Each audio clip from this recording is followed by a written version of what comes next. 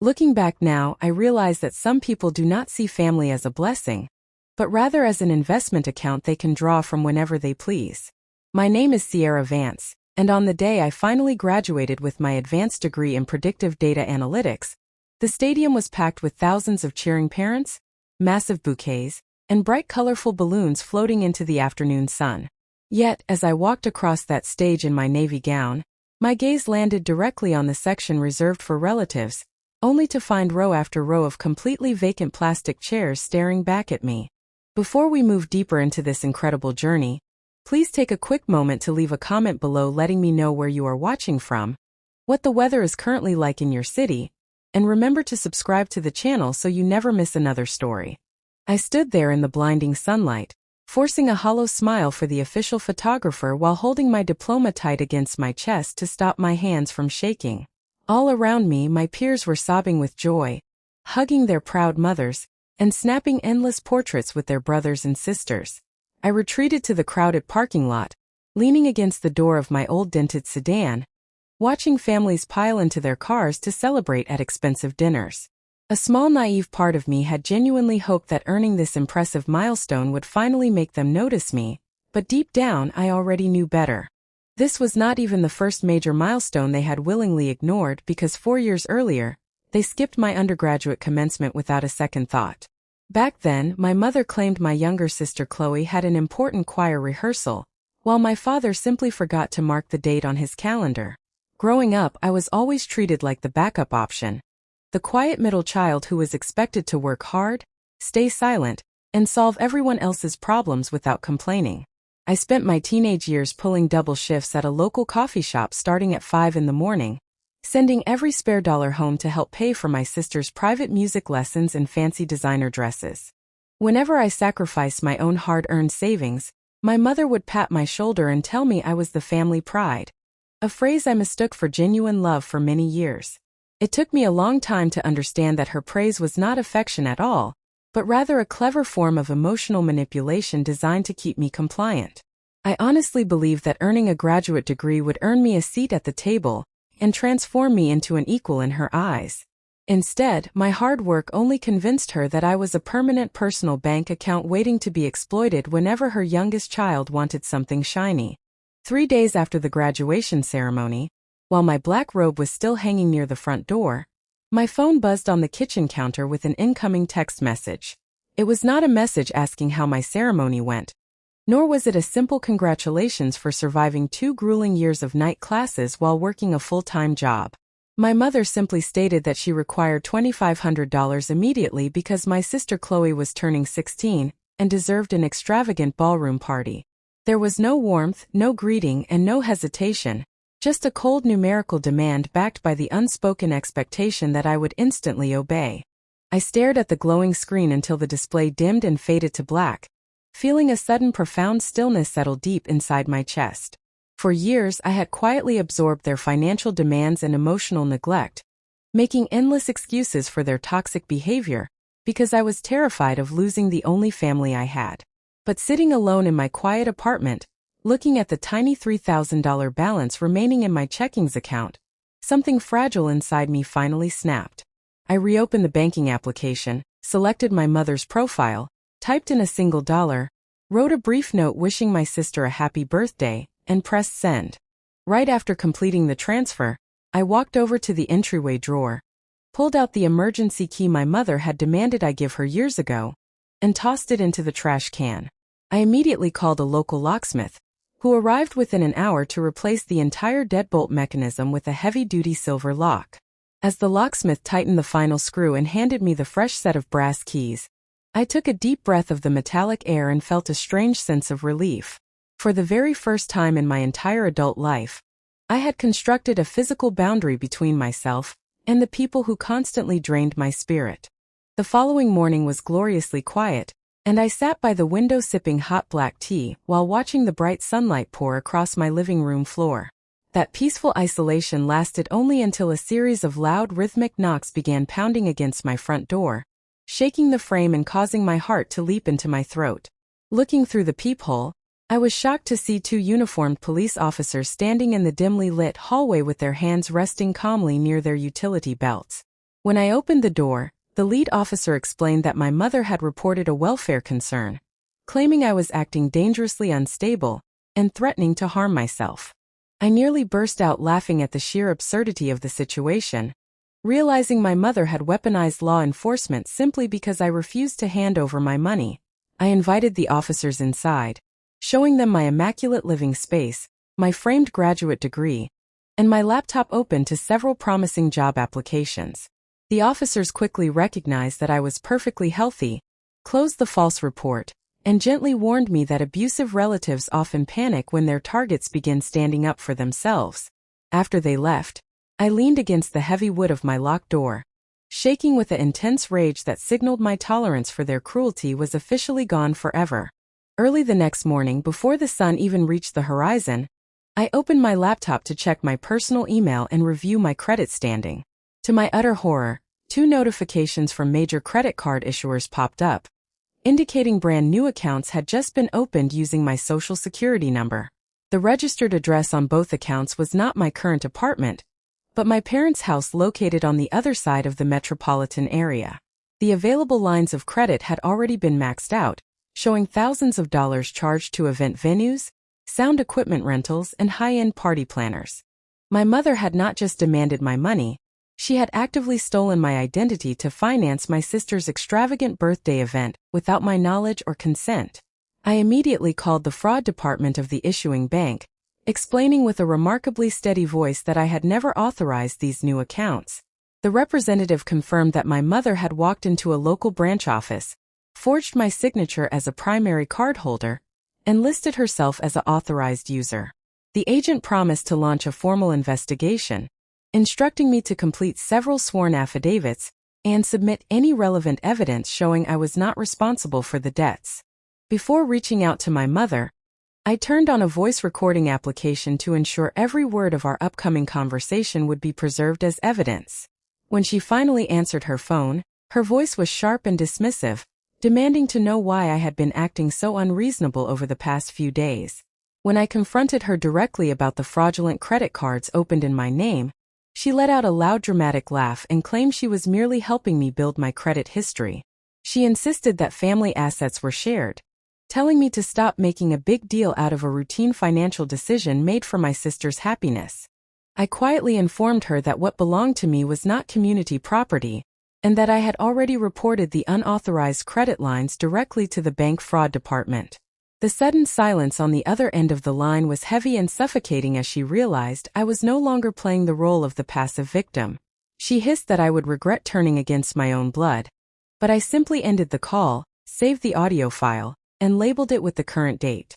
Looking at the shiny new lock on my door, I felt an incredible surge of determination, realizing I was finally strong enough to protect my own life. I arranged to meet my parents and my sister at a crowded public diner the following afternoon, choosing a busy neutral venue where a dramatic scene would be difficult to create.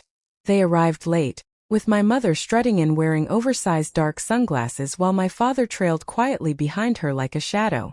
My sister Chloe did not even look up from her smartphone, completely absorbed in her social media feed while my mother sat down and complained about the drive. I did not bother ordering food, opting instead to slide a thick manila folder across the Formica table directly into the center of their place settings. Inside the folder were printouts of the fraudulent credit applications, the detailed transaction history from the party vendors, and a copy of the official police report. My mother glanced at the papers, waved her hand dismissively, and accused me of being a selfish, ungrateful daughter who cared more about paperwork than family harmony. When my father weakly suggested that we handle the matter quietly without involving outside authorities, I looked him dead in the eye and told him the process was already irreversible. I informed them that the accounts were permanently frozen, and that the bank investigators would be contacting them directly regarding the forged documents. My mother grew pale as the reality of criminal fraud charges began to set in, her composure completely shattering in front of the surrounding restaurant patrons.